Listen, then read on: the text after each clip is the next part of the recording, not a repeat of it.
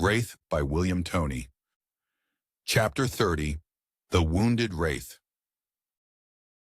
The night was unnaturally still as Aaron walked the deserted streets, his senses alert but strained.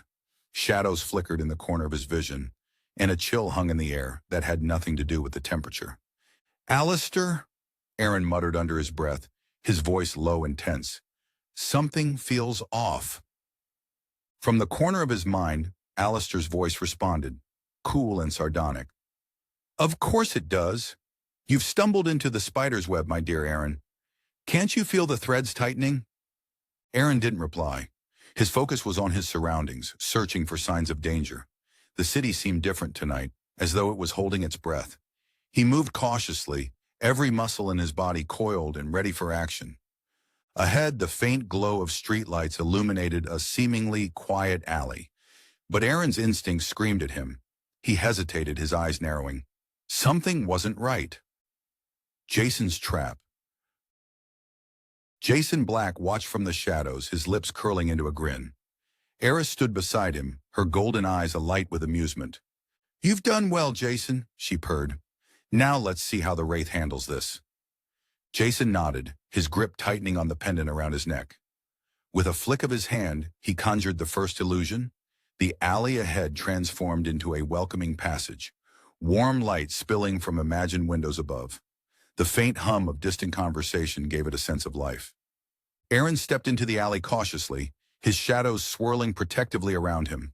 The illusions shifted as he moved, subtle enough to avoid immediate detection. Jason smirked, waiting for his moment. Then came the scream. "Aaron!" Lilah's voice echoed, sharp and filled with terror. Aaron froze, his heart hammering. The shadows around him flared in response, but he forced himself to focus. "Lilah?" he called out, his voice edged with panic. Jason conjured the sound again, this time closer. "Help me, Aaron!" Aaron's hesitation cost him. A knife hurtled toward him, barely missing his shoulder as he spun out of its path. Shadows lashed out in retaliation, but Jason was already gone, his illusions swirling in his wake. "Allistor," Aaron growled, his frustration mounting. "Where is he?" "All around you," Allistor replied with a sneer. "He's playing you, boy. You're chasing ghosts." The confrontation. Jason stepped into view, his figure cloaked in illusionary fire. His voice echoed unnaturally as he spoke. "The mighty Wraith. Not so invincible, are you?" Aaron's eyes narrowed. "You don't know what you're dealing with." Jason laughed, the sound amplified and distorted. "Oh, but I do. Eris has shown me. You're a relic clinging to outdated notions of justice. I'm the future." Without warning, Jason hurled another knife. This time the first knife was just an illusion, but the second blade was real and was unseen, aimed where Aaron should dodge to. Aaron dodged, but the false knife distracted him long enough for the real one to slice across his side. He stumbled, pain flaring through him. Jason pressed the attack, his illusions growing more elaborate. The ground beneath Aaron's feet seemed to crack and give way, and phantom debris rained down from above. Aaron struggled to separate reality from deception, his shadows lashing out blindly. "Aaron!" Allistor's voice snapped. "Focus! Use the shadows to feel, not just to see." Aaron clenched his fists, forcing his mind to calm.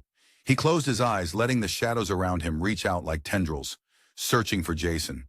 The illusions faltered slightly, but Jason was relentless, conjuring a wall of flame that seemed to roar toward Aaron. At the last second, Aaron dove through the illusion, catching Jason off guard. Shadows lashed out, slamming into Jason and sending him sprawling, but Jason recovered quickly, his pendant glowing with energy as he threw an invisible blade. "You're good," Jason said, breathing heavily, "but not good enough." The blade struck true, cutting into Aaron's shoulder. The pain was blinding, and Aaron fell to one knee, his shadows flickering weakly around him. Lilah's intervention. Lilah ran through the darkened streets, her breath coming in sharp gasps. She had felt the pull earlier, the same inexplicable urge that had led her to the egg. Now it guided her here, to Aaron. She rounded the corner just in time to see Aaron collapse to one knee, blood staining his shirt. Jason loomed over him, his blade raised for a final strike. "No!" Lilah screamed, her voice ringing out in the night. Jason hesitated, turning to look at her. Aaron seized the moment, his shadows surging upward to block Jason's strike. Lilah's entity stirred within her, its voice calm and resolute. "Protect him." The spirit spear materialized in Lilah's hand, its ethereal glow illuminating the alley. She hurled it with all her strength, the weapon striking Jason in the chest. He was thrown backward, his body slamming into the brick wall. The spear dissolved on impact, leaving Jason stunned but unharmed. Aaron used the distraction to summon his remaining strength, his shadows forming a barrier between them and Jason. "Lilah," he said through gritted teeth, "we need to go." Lilah hesitated, her eyes darting between Aaron and Jason. "But now!" Aaron snapped, grabbing her hand. They fled into the night, leaving Jason and his illusions behind. The fallout. Jason picked himself up slowly, his body aching but his resolve unshaken. Eris appeared beside him, her expression unreadable. "You let them go," she said, her tone sharp. Jason glared at her. "I wasn't expecting the girl." Eris's golden eyes narrowed. "Excuses don't suit you, Jason. Next time, you won't fail me again." Jason clenched his fist, the pendant glowing faintly. "All of you will see. Next time, I will finish this." Eris's smile returned, cold and calculating. "See that you do." Aaron and Lilah, a moment of truth. Aaron and Lilah stumbled into his apartment, both out of breath. Aaron sank onto the couch, wincing as he clutched his wounded shoulder. Lilah hovered nearby, her eyes wide with concern. "Aaron, you're hurt. Let me—" "I'm fine," he said, though his voice was strained. "You shouldn't have come." Lilah crossed her arms, her frustration evident. "Stop pushing me away. I'm part of this whether you like it or not." Aaron looked at her, his expression softening despite his pain. "I don't want you to get hurt." Lilah knelt beside him, her hand resting on his arm. "And I don't want you to face this alone." For a moment, the weight of their circumstances faded, replaced by a fragile but genuine connection. Aaron nodded, his resolve hardening. "We'll face it together."